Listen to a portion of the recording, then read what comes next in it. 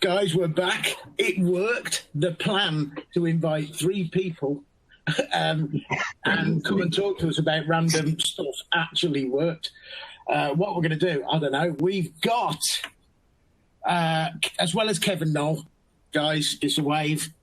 Meg, the AV Ninja. Meg, the AV Ninja. You know, now we're all wearing scarves and hats and stuff. We're all that now. We've all copied you. You were leading us. I have my mask just in case I needed it. Prepared. It's like Jace is now to cover his hair because he's feeling a bit self-conscious because he's growing an afro.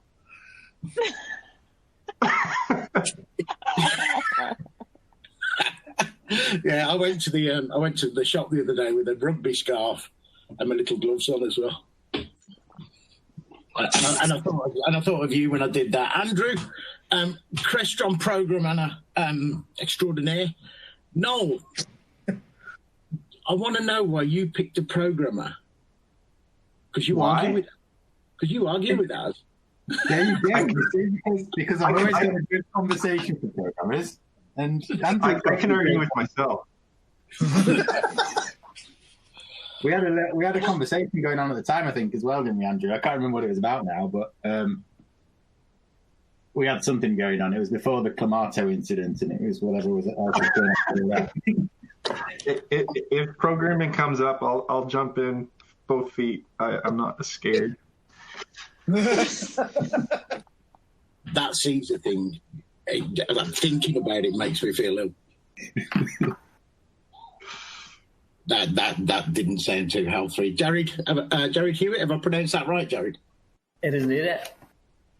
From Ireland. So we're here from UK, Ireland, Canada, and the US.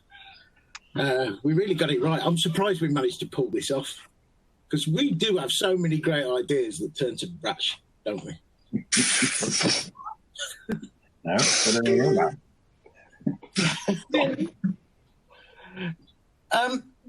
One of the reasons I wanted to do this was with no Infocom and no opportunity to go and meet and network new people. The rule was we'd invite people that have never been on, and that's what we're doing. We're meeting and networking new people. People who watch and listen to this can just get the conversations we might have had. Were you going to Infocom, Andrew?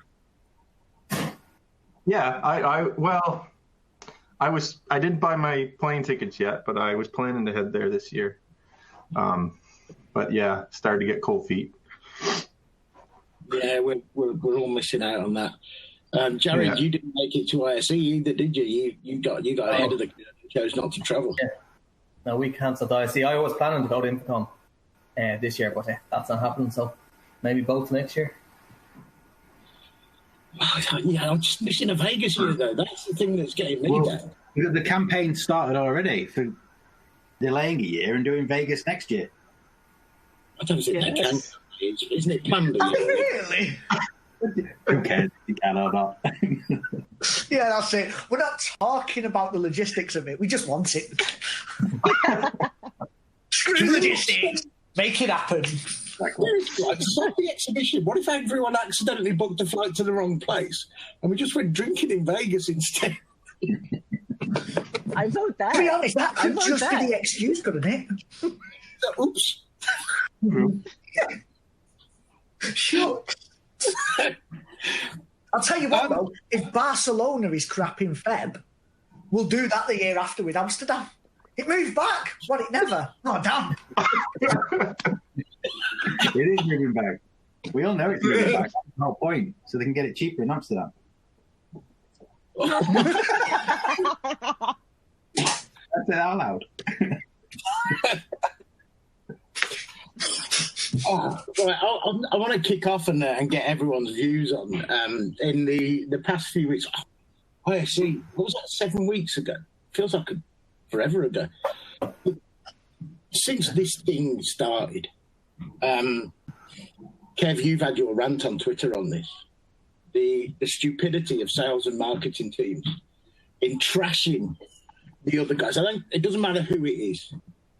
It isn't sales school, marketing school 101 that you lead with your strengths and not the other guy's weaknesses. Do you know what, right? I'll be honest, I may have not said it in the best way, but it just piss me off. And for that reason alone, there is people. I hadn't been reading a lot of the security papers. I hadn't been reading a lot of kind of the press around it. What I'd been reading was people in the industry from within tearing itself apart. And these are people that some I know really well, some I don't know, who were just going all guns blazing. And I'm sat here thinking, you shouldn't be throwing stones in glass houses, because we all know you got slated then, you got slated then, you're just as bad. What are you all doing? It's just the hypocrisy of it, and it pissed me off. So I thought you can all have it. They're good. On an entirely different topic, Andrew said something about that. It may have been in AV in the AM about something. If you're bashing Crestron this week, it's somebody else's turn next week, and this is when Crestron were taking a kick in a few months ago, wasn't it? It was. Yeah. Yeah, no, I don't know. I see arguments on both sides of this recent one, but it's I think people just need something to do right now. Seems like a lot of it. Everybody's just taking their energy out on whatever they can find to, and that's here we are. Different energies. The best ones are the people that work for company A, whose hated nemesis is company B, and then they go and work for company B, and they take all of that shit from this side and take it to this side. It's like, what's going on here? Every 2 years, everybody hops to the next place, and then it's like, oh, they were horrible, but you tried to sell me on them. Like, we know the price of your soul, right? Yeah, exactly. Yeah. Oh my God. Yeah. The AV industry. Every 2 years, somebody who worked for company A is now just moving over to the left. Company B. You go down the booths at ISE or Infocom, it's just like, oh, weren't you at that one last year? Jared, with your distribution in Ireland, do you see much of that? Well, half my time at the moment is I'm a Zoom reseller, and I've a load of clients on Zoom. Just they're getting their CEOs read something in the paper, and they're saying what's going on with Zoom, and that's half the time defending. I've had 2 security calls with Zoom today with clients going, lads, it's all in hand. This is what we're doing. There's no real alternatives besides on-prem, which most of them can't afford with such a low number of users. But that's just taking up all my time at the moment. What's the reality, though, of people reading this? And Andrew's right. There's a lot to take from both sides of this. We all know with Zoom, when you look at that list, some of the stuff they need to hang their heads a little, get on board and get it fixed. And I'll give them the due. All them ones, they do seem to have reacted on pretty quick. When some other manufacturers can take months, they've done some pretty quick turnarounds on stuff. There's some other stuff that have nothing to do with them, but it's being blamed on them anyway. But when you've got a lot of users that maybe don't know the nitty-gritty and the ins and outs of that, how many of them, when they've read it, have seen that fear, have shit themselves ever so slightly, and then thought, well, we're not going to do anything about it, and we'll carry on anyway? Well, I've seen once they've more gone quick no, and then they've moved to another product which I know has way more holes in it, but it's just not being used as much, and they think it's safer.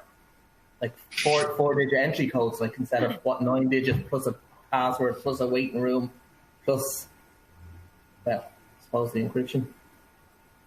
Kevin, I think you hit a really solid point, which is something that has been a little bit of a pet peeve of mine for years. And that's that our industry does not treat security as DNA. We treat it as a feature request. And that's a problem just holistically across the AV industry. So where Zoom is getting heat right now, it's actually very prevalent. And if anybody else in the AV industry is paying attention to this, then they should be starting to look at their own security protocols and their methodologies, because otherwise they're going to get, like the minute they get their 15 minutes of fame, like Zoom's getting right now, it's not always for the right reason.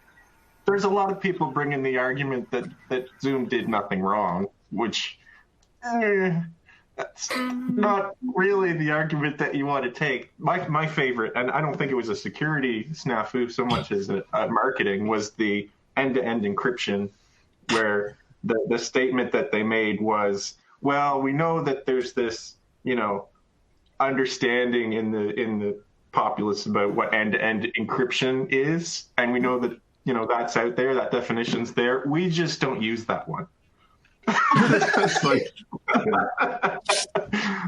okay, standards. Who needs standards? To make that's not enough. That's a marketing issue. It's not enough for me to tell people to jump ship. Not even close. And they are taking it seriously. They're bringing the right people in, but yeah. And that's it. I think that is definitely a marketing faux pas. I read it was another manufacturer's actually end-to-end encryption. Well, someone told me the other day, I've got the article somewhere, I'll try and find it and post it, that their end-to-end encryption is only end-to-end if you don't turn on feature A, B, or C. And the moment that you do, their end-to-end encryption's gone. Oh my God, it's like HDCP on it's not end-to-end. Yeah. At which point it's no longer end-to-end. What are you doing? So that's it. It's a case of will tie-in. You can read between the lines, whatever you want. Maybe we are, maybe we're not. I haven't read that, so I think A, B, and C commonly used features. Well, like recording. If recording is something that happens on a central server somewhere, then the call needs to be unencrypted at that point. Mm-hmm. It's outside it's not on-prem anymore. It's not, Office A to Office B. It's Office A to their server to Office B. So I think that's what they mean by that. So it's an understanding thing, and it's taking it seriously and not belittling the issues. Exactly. That's my point. I think I put something on LinkedIn that sort of before the C word, everyone was sort of playing fairly, and it just became kicking 10 bells out of each other. And it's like, God, you've all gone really, really nasty. And, none of them are perfect. None of them are great. Because if they were, somebody would have won by now. Mm-hmm. I think it's the biggest thing for me. I thought there was a lot of, especially with the manufacturers doing it, almost a bit of jealousy. If you look at Zoom as a collaboration platform, hands down, if you just take the collaboration piece, they're doing so much more than the rest of them. If anybody is got the potential to win right now, it seems like Zoom. We've tried, especially us, we've tried for years to get people to work from home and to take it from what you can do at home into the office and that C to B element. Zoom seemed to have, by some way, kind of nailed it a little bit, where you never had a consumer product that you took to business or you never wanted to. I've got family now who we used to do WhatsApp calls and now say, no, let's do Zoom. That's from a consumer arm. And Zoom are the ones that have driven that. And sometimes it feels like there's a little bit of jealousy that maybe they've done what they couldn't do. So the only way to get them back is just by slating them. But they should, in a weird way, shouldn't they be kind of thanking them? Because it's elevated what we're meant to be doing more than we ever thought it could. Anyone who does that, I think I tell you who won't thank them, and that's Blue Jeans.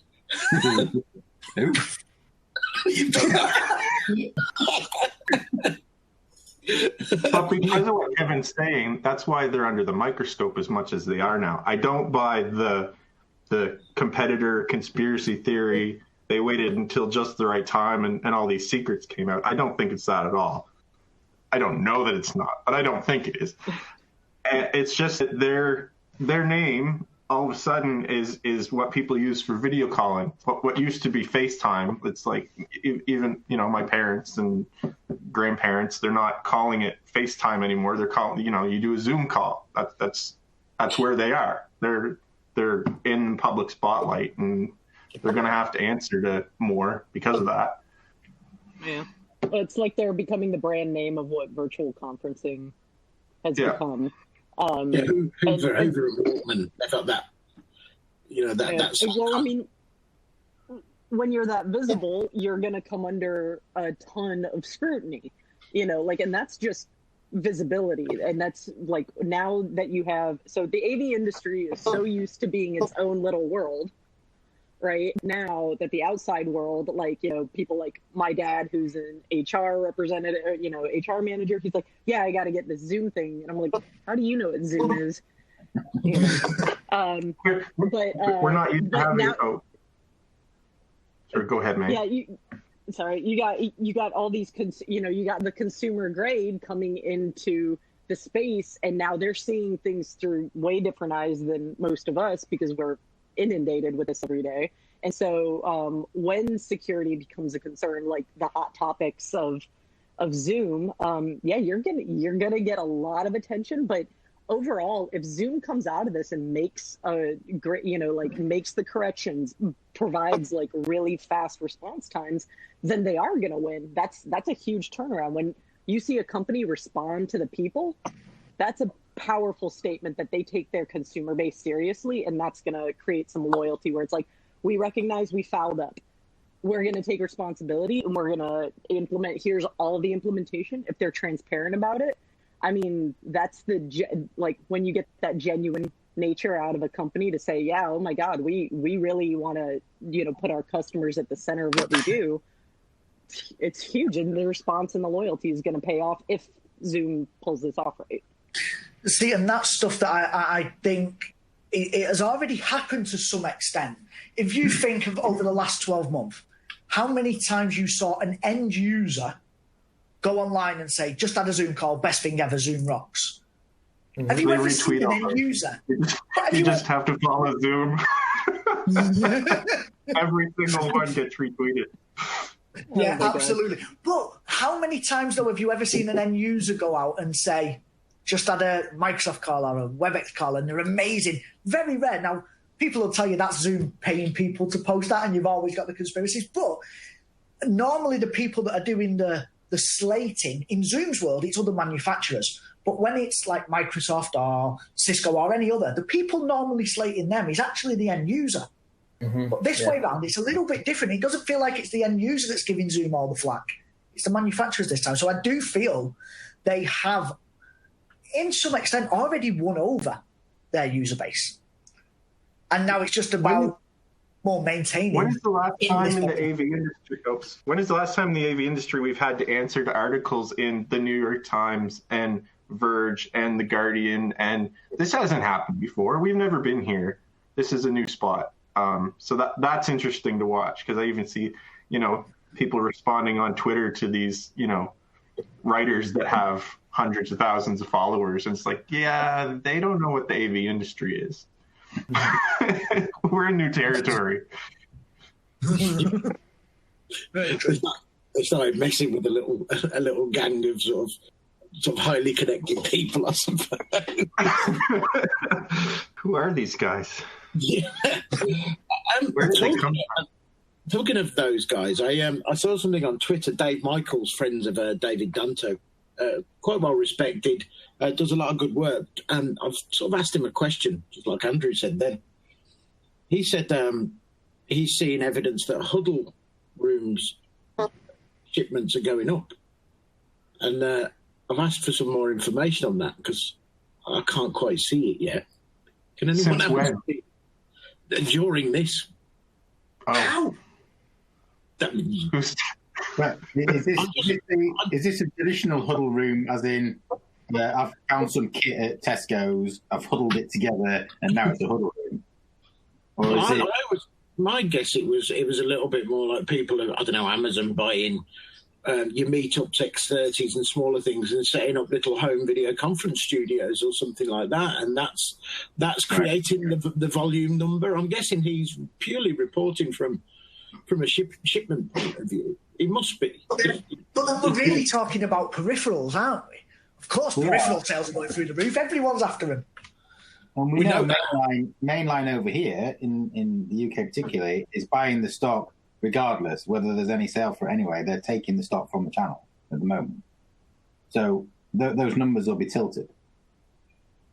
We lost Meg. Okay. Yeah.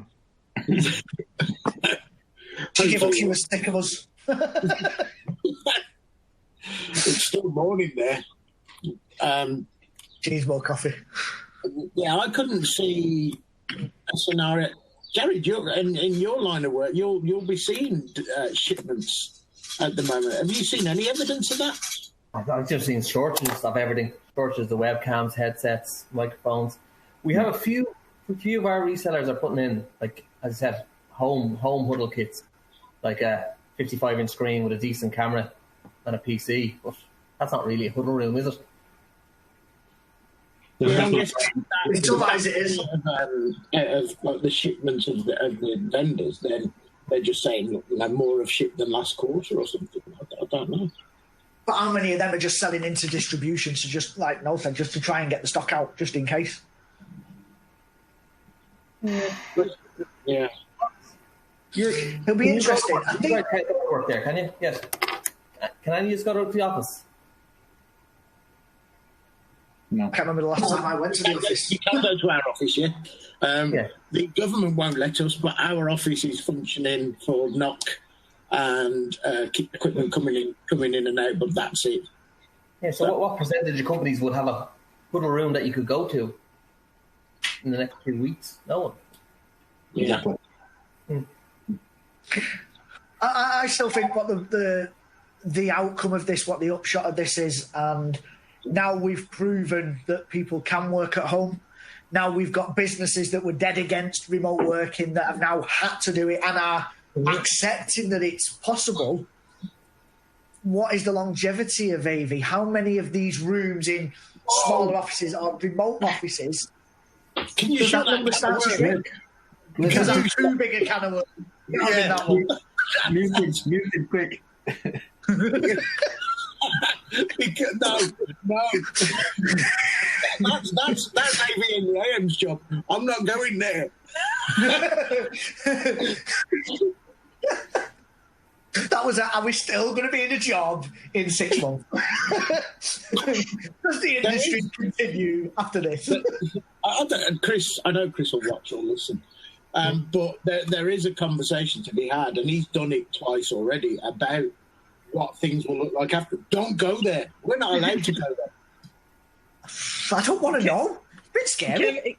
Yeah, but Kev, it's I mean, the thing is that what I've seen through most of this is that human beings are craving to be back together. And while this is, awesome, and I love being able to like talk with you guys, across different time zones and places in the world, there is nothing that replaces a moment like ISC or that minute when you really get to meet someone and build that relationship, have a drink with them, or even, alcoholic or non-alcoholic. But that dialogue, that's what a lot of us are craving. Like, I mean, I miss my support team so much that I actually, I Slack them almost every morning. I'm like, hey guys, hi. Like, I used to walk by you in the office every morning. Hi. And they're like, yeah, what do you need? And I'm like, I just wanted attention, I guess.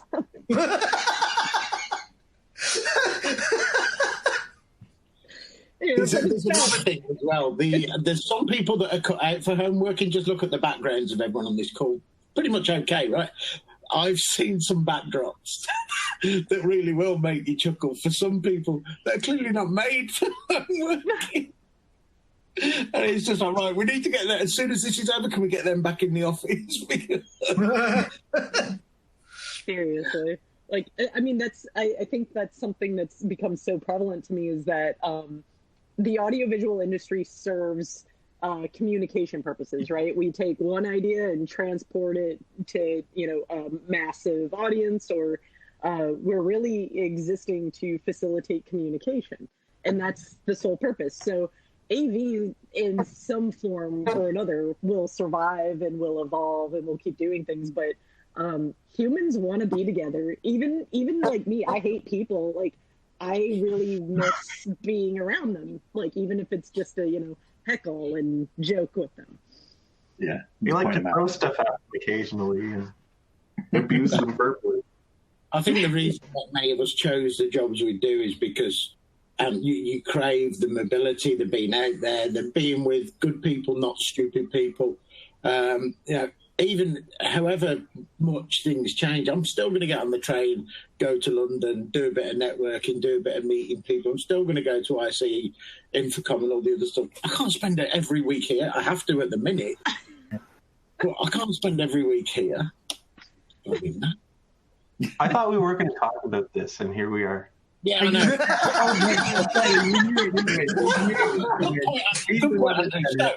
To get us to the end of this AV, I had a little look on industry news pages this morning, right? And apart from talking about this, I can't find any news. Has anyone got any good news? I thought you guys did a Polycom unboxing. Wasn't that good news?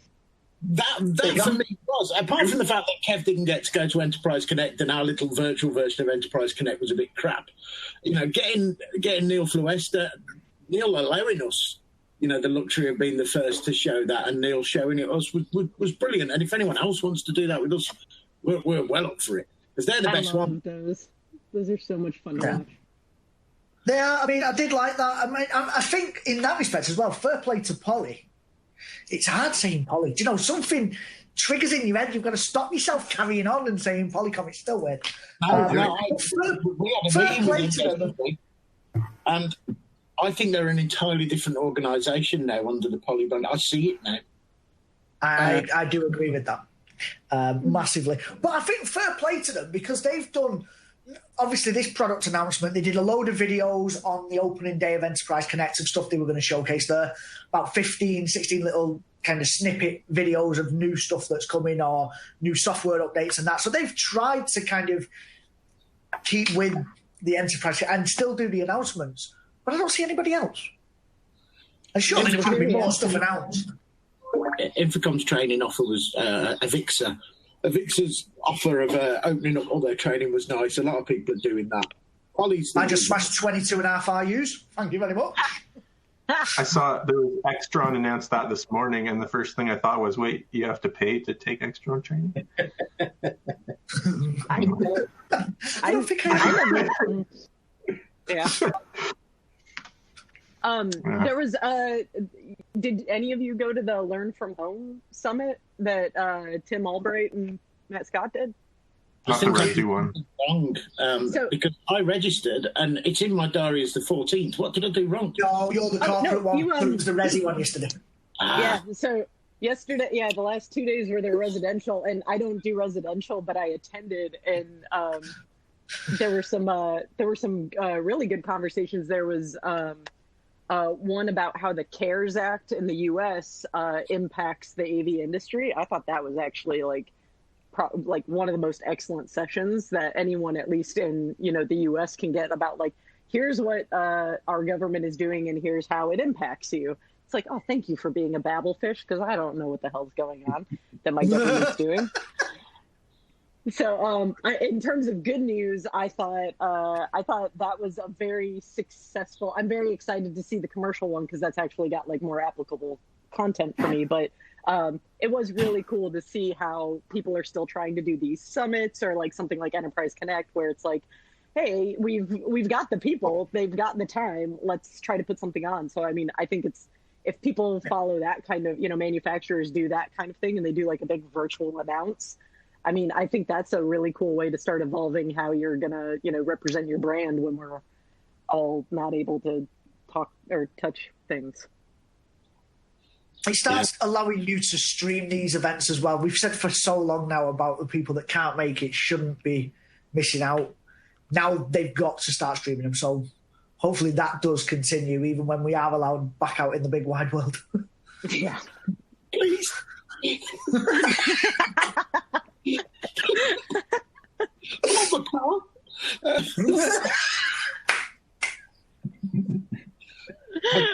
I can't collect my car. That's killing me. That's funny. That is funny.